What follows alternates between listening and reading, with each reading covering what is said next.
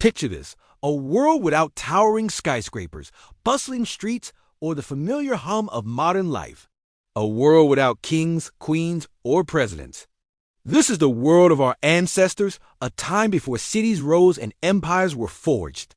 For over 99% of human history, we lived as hunter-gatherers, in small nomadic bands constantly on the move. So, what was life actually like? Was it a brutal, constant struggle for survival, as we often imagine? Or was there something more to it? The evidence suggests a much more complex and fascinating picture. These early humans weren't just surviving. They were thriving. They had an incredibly deep knowledge of their environment.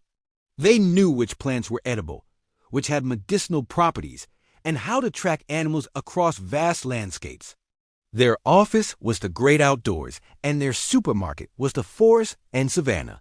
Contrary to the myth of a 12-hour workday just to find food, studies of modern hunter-gatherer groups like the Hadza in Tanzania suggest our ancestors might have only spent about 15 to 20 hours a week on work, that is, hunting and gathering.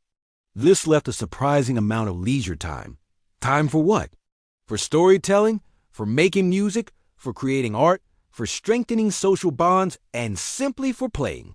Imagine a life with more free time than most of us have today.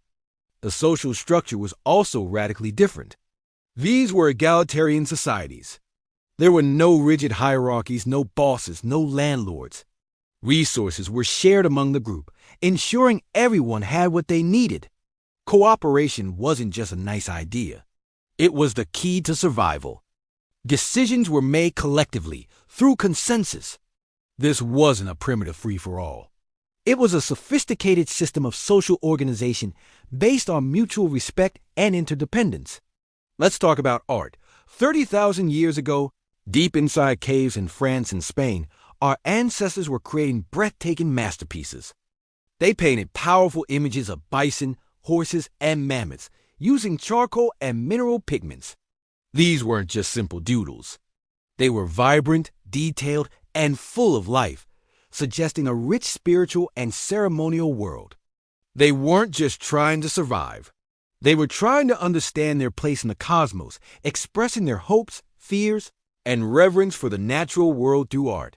This long era of human history is often overlooked, dismissed as a primitive prelude to real civilization. But it wasn't. It was the foundation upon which everything else was built. It shaped our bodies, our minds, and our social instincts. The desire for community, the love of storytelling, the creative impulse, all these are legacies from our hunter-gatherer past. When we look back at the world before cities and before kings, we aren't just looking at a distant alien past. We're looking at a fundamental part of who we are. It's a reminder that there are many ways to be human, and that the path we're on today is just one of many possibilities.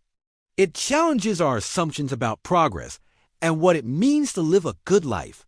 Thanks for joining me on this journey back in time. If you found this fascinating, hit that like button and subscribe for more deep dives into our shared human story. See you next time.